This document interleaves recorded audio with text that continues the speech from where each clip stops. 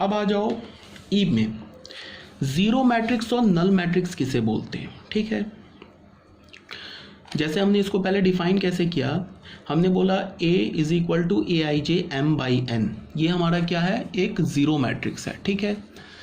तो अगर ये जीरो मैट्रिक्स है तो उसको हमने क्या बोला, AIJ should be zero for all INJ, सारे IJ के लिए AIJ जीरो होना चाहिए। इसका क्या मतलब है कि चाहे तुम कोई भी रो उठा लो, कोई भी कॉलम उठा लो, तो किसी भी रो किसी भी कॉलम का जो एलिमेंट होना चाहिए जीरो होना चाहिए।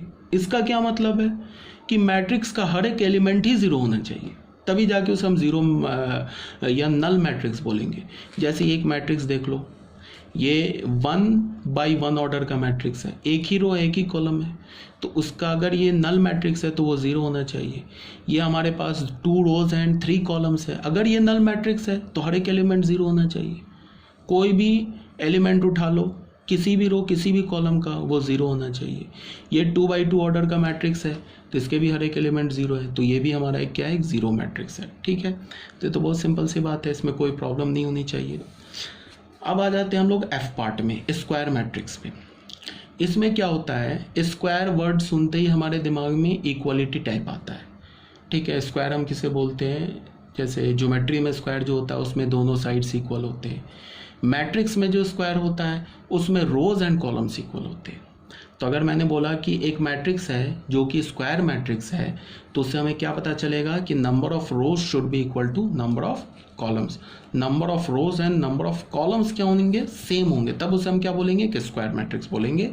तो इसमें क्या हुआ, if number of rows and number of columns in a matrix are equal then it is called a square matrix. Clear है। हमने बोला AIJ M×N या M/N बोला, अगर ये स्क्वायर मैट्रिक्स है तो M को N के इक्वल होना होगा, मतलब कि number of rows and number of columns को इक्वल होना होगा। ये बात क्लियर है, सिंपल सी बात है। जैसे ये एक स्क्वायर मैट्रिक्स है 2/2 ऑर्डर का, ये भी एक स्क्वायर मैट्रिक्स है 1/1 ऑर्डर का। देखो 1/1 एक ही एलिमेंट है ना, तो एक ही रो है, एक ही कॉलम है, तो 1/1 ऑर्डर का स्क्वायर मैट्रिक्स है, 2/2 ऑर्डर का स्क्वायर मैट्रिक्स है। यहाँ तक क्लियर है ये बात। जैसे हमने क्या बोला कि ये एक 2/2 ऑर्डर का स्क्वायर मैट्रिक्स है, ठीक है। तो अभी जैसे मैंने स्टार्टिंग में क्या बोला था कि डिटर्मिनेंट जो होता है वो स्क्वायर मैट्रिक्स का ये डिफाइंड होता है, ठीक है। नॉन स्क्वायर मैट्रिक्स का डिटर्मिनेंट डिफाइंड नहीं होता है। तो जैसे हमने क्या बोला, मॉड ऑफ ए, तो मॉड ऑफ ए, ठीक है, इसको हम डिटर्मिनेंट ऑफ ए भी बोलते हैं।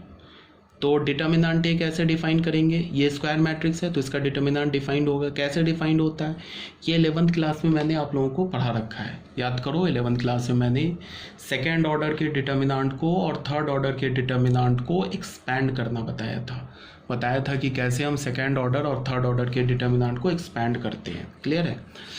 तो इसमें क्या होता है, ऐसे भी आपने जो फिजिक्स में पढ़ा होगा फर्स्ट चैप्टर, कौन सा आता है फर्स्ट चैप्टर तुम्हें, वो आता है मैथमेटिकल टूल्स, उसमें भी सिखाते हैं, ठीक है। ऐसे तुम नहीं, अगर तुम्हें पता है तो हम लोग नेक्स्ट चैप्टर जो है उसमें डिटर्मिनेंट, तो चैप्टर ही है हमारा जिसको हम पढ़ेंगे।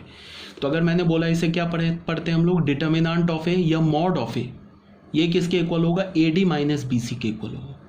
अब ये AD - BC क्या एक नंबर है, ABCD की जगह तुमने रियल नंबर रिप्लेस कर दोगे तो AD - BC is nothing but A number, तो ये नंबर हो गया फिर ABC, ठीक है।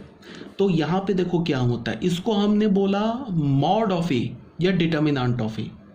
तो यहाँ पे थोड़ा सा एक बात को तुम्हें ध्यान में रखना है।